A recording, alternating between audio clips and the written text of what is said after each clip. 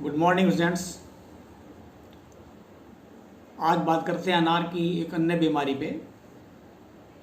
उसको बोलते हैं Cercospora leaf spot of pomegranate, यानी अनार का सर्कोस्पोरा पत्ती धब्बा रोग।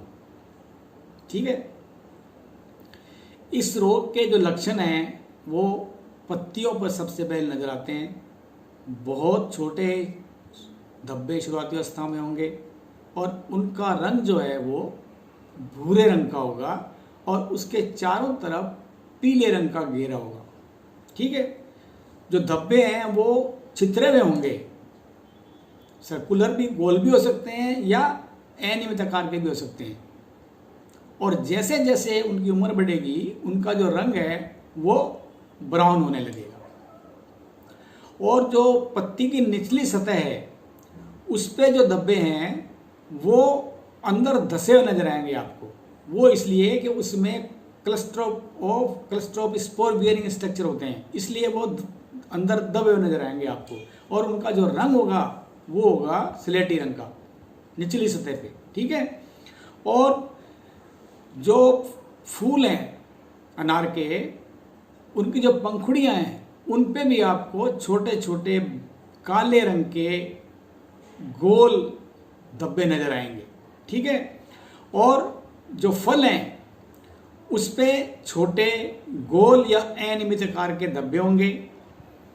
और जैसे जैसे फल बढ़ेगा वो धब्बे जो हैं वो सतह से अंदर नीचे दबने लगेंगे। ठीक है, यानी धसे होंगे और उनका रंग जो है वो धीरे धीरे काला पड़ना लगेगा। इससे क्या होगा, पूरे जो फल का जो लुक है वो बहुत गंदा या अगली हो जाता है। ठीक है, देखने में अच्छा नहीं लगता। ये फ्रूट्स पे, फल पे ऐसे लक्षण मिलेंगे आपको।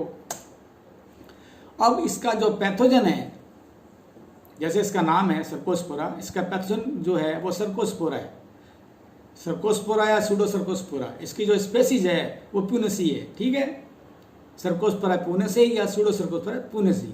इसका जो साइंटिफिक क्लासिफिकेशन है वो है डिवीजन एस्कोमाइकोटा। ठीक है, क्लास इसकी है डोथिडियोमाइसिटीज और ऑर्डर है इसका कैप्नोडेल्स और इसकी फैमिली है माइक्रोस्पोरेलिसी और जीनस इसका सूडोसर्कोस्पोरा। ठीक है, और स्पेसीज प्यूनेसी। ठीक है, ये इसका साइंटिफिक क्लासिफिकेशंस है। अब इसकी जो फेवरेबल क्लाइमेटिक कंडीशंस है, यानी अनुकूल इसका वातावरण क्या है। देखिए, इसके लिए जो ऑप्टिमम टेम्परेचर है, अनुकूलतम तापक्रम है वो 25 से 32 डिग्री सेंटीग्रेड है। ठीक है, इसमें जो रात का जो तापक्रम है वो 16 डिग्री सेंटीग्रेड से ज़्यादा होना चाहिए। और जो रिलेटिव ह्यूमिडिटी है यानी आपेक्षिक आर्द्रता जो है वो 90 से लगा के 95% तक होनी चाहिए। ठीक है, ये इसका जो है फेवरेबल क्लाइमेटिक कंडीशंस हैं। अब इसका जो सर्वाइवल और स्प्रेड, जो मोड ऑफ प्राइमरी, जो मतलब शुरुआती अवस्था में कैसे फैलता है, इसका प्राइमरी निवेश द्रव्य क्या है इसका, तो इसमें जो रोगग्रसित टहनियाँ हैं, शाखाएं हैं, पत्तियां हैं, वो प्राइमरी निवेश द्रव्य का काम करती हैं। ठीक है, रोग फैलाने के लिए। और उसके बाद जो सेकेंडरी स्प्रेड होगा, द्वितीय संक्रमण होगा, वो कोनिडिया के थ्रू होगा, जो कि हवा के द्वारा एक पौधे से दूसरे पौधे पे जाएंगे। ठीक है। अब इसका जो मतलब किस तरह से जो रोग है वो फैलता है, उसमें सबसे क्या होता है कि सबसे पहले जो पत्ती की सतह है, पत्ती पर जो कोनिडियोफोर होते हैं लगेंगे इस पे, रोग के जो है पैथोजन है उसके कोनिडियोफोर बनते हैं स्पोर्ट्स पे।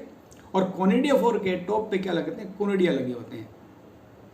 ये कोनिडिया क्या होगा, हवा चलने से या बरसात के बौछारों से कोनिडिया जो है कोनिडियोफोर से अलग हो जाते हैं और अलग होके दूसरी पत्ती पे, सतह पे या दूसरे पौधे पे जाके गिरते हैं। जहाँ की अगर पानी है तो पानी मिलने पे, फ्री वाटर मिलने पे ये कोनिडिया जर्मेट होते हैं और जर्मेट होके वो नई पत्ती को संक्रमित कर देते हैं, यानी इन्फेक्टेड करते हैं। इस तरह रोग ये बढ़ता है। ठीक है, इसलिए ये डिजीज जो है समर मंथ में, अगर क्लाइमेट गर्म हो जाता है, नम है, तो सबसे ज़्यादा फैलती है। ठीक है, और ये पैथोजन जो रोग कारक है वो ओवर विंटरिंग करता है, या तो सीड में करेगा। ठीक है, या एज ए ब्लैक स्ट्रोमेटा, जो पत्ती है, मर्द पत्ती है, डिजीज पत्ती है, रोगग्रस्त पत्ती है, उसमें एज ए ब्लैक स्ट्रोमेटा ये सर्वाइव करते हैं। ठीक है। अब इसका मैनेजमेंट कैसे होगा इस बीमारी का? देखिए, मैनेजमेंट में तो जो अगर प्रभावित फल ज़्यादा है बीमारी, तो उसको आप तोड़ दें, आप अलग कर दें आप उसको, और आपको स्प्रे करना पड़ेगा फंजीसाइड्स का। उसमें अगर रोग का प्रकोप कम है तो आप मैंकोजेब का स्प्रे कर सकते हैं, आप 2.5 ग्राम प्रति लीटर पानी की दर से आप। लेकिन अगर रोग का प्रकोप ज़्यादा है तो आपको सिस्टेमिक फंजीसाइड काम में लेने पड़ेंगे। उसमें आप या तो आप थायोफिनेट मिथाइल काम में ले सकते हैं आप 1 ग्राम प्रति लीटर पानी की दर से, कार्बेंडाजिम ले सकते हैं 1 ग्राम प्रति लीटर पानी की दर से, हेक्साकोनाजोल ले सकते हैं 1 ml प्रति लीटर पानी की दर से, या प्रोपिकोनाजोल ले सकते हैं 1 ml प्रति लीटर पानी की दर से। ठीक है, इसमें कोई भी आपको मिलता है, या डाइफ्लोकोनाजोल ले सकते हैं आप 25 cc का जो आता है, ये आधा ml प्रति लीटर पानी की दर से इसका स्प्रे करें आप, और 25 से 30 दिन बाद एक स्प्रे आप और दोहरा दें, तो इस रोग की रोकथाम काफ़ी आसानी से हो जाती है।